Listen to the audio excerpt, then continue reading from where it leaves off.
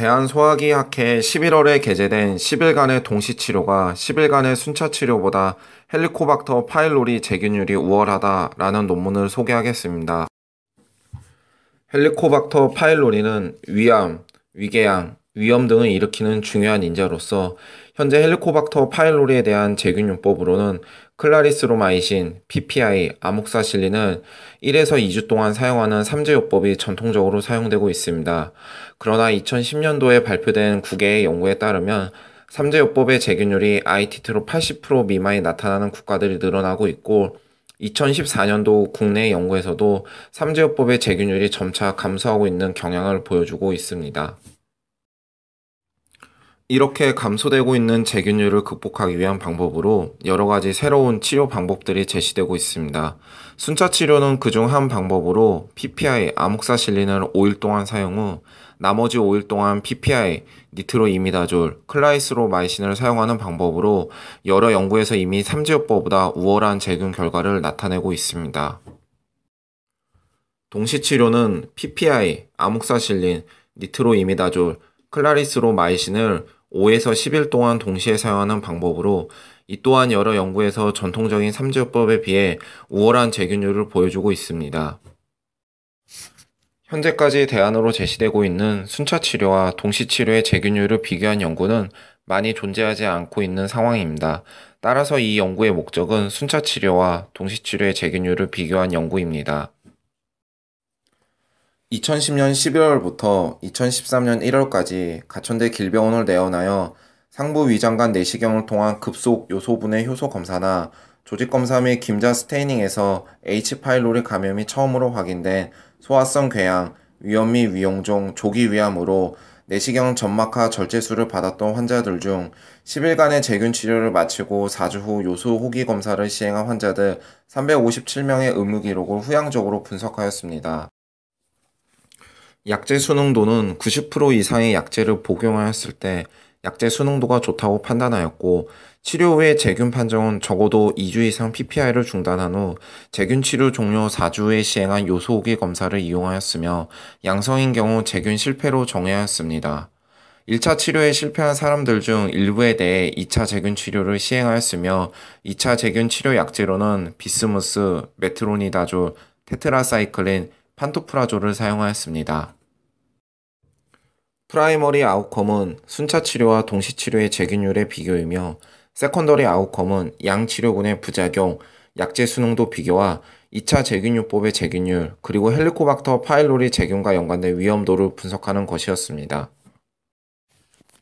357명의 의무 기록을 후양적으로 분석하였으며 치료 시행 후 제균 여부를 확인할 수 없었던 환자 41명은 대상에서 제외하고 총 316명의 환자를 분석하였습니다. 이 중 순차 치료군은 191명, 동시 치료군은 125명이었습니다. 양 치료군 간의 베이스라인 캐릭터리스틱스를 살펴보면 나이, 성별, BMI, 흡연력은 큰 차이가 없으나 내시경적 소견의 양군에서 차이가 나타났습니다. 순차 치료군에서 동시 치료군에 비해 펩틱 얼서가 유의하게 많았습니다. 펩틱 얼서 단계에 따른 차이는 나타나지 않았습니다. 순차 치료와 동시 치료의 제균율을 비교해 보면 순차 치료군에서 191명 중 157명이 제균되어 82.2%에서 제균이 되었고 동시 치료군에서 125명 중 118명이 제균되어 94.4%의 제균율을 보였습니다. 즉 동시 치료가 순차 치료보다 통계학적으로 유의하게 높은 제균율을 보여주고 있습니다. 양 치료군 간의 약제 수능도를 비교해 보면 순차 치료군에서는 96.3%, 동시 치료군에서는 92.8%의 약제 수능도를 보여주고 있습니다. 약제 수능도는 양 군에서 통계학적으로 유의한 차이를 보여주지는 않았습니다. 1차 제균 치료에 실패한 41명 중 16명이 2차 제균 치료를 받았습니다. 이 중 14명에서 제균이 성공되어 2차 치료 제균율은 87.5%를 보여주었습니다. 치료받은 전체 환자 중 34.8%에서 부작용이 나타났으며 순차 치료와 동시 치료에서 각각 29.8%, 42.4%로 동시 치료에서 부작용의 발생이 통계적으로 더 유의하게 높게 나타났습니다. 부작용의 종류로 순차치료군과 동시치료군으로 나누어 볼 때 미각 변화가 동시치료군에서 유의하게 높게 나타났으며 피부 발진과 전신세약감은 순차치료군에서 유의하게 높게 나타났습니다. 설사, 오심, 복통, 두통은 양 치료군 간의 차이가 없었으며 부작용으로 인해 재균 치료를 조기에 중단한 환자는 없었습니다. 헬리코박터 파일로리 치료에 있어 재균 실패의 위험 요인으로 성별, 나이, 체질량 지수, 흡연, 내시경 소견, 위궤양의 단계, 재균요법의 종류, 약제 수능도를 분석하였고 결과는 다음과 같았습니다. 단별량 분석에서 성별, 60세 이상의 고령, 25 이상의 체질량 지수, 내시경 소견, 위궤양의 단계들은 재균 실패의 위험 요인이 아니었습니다.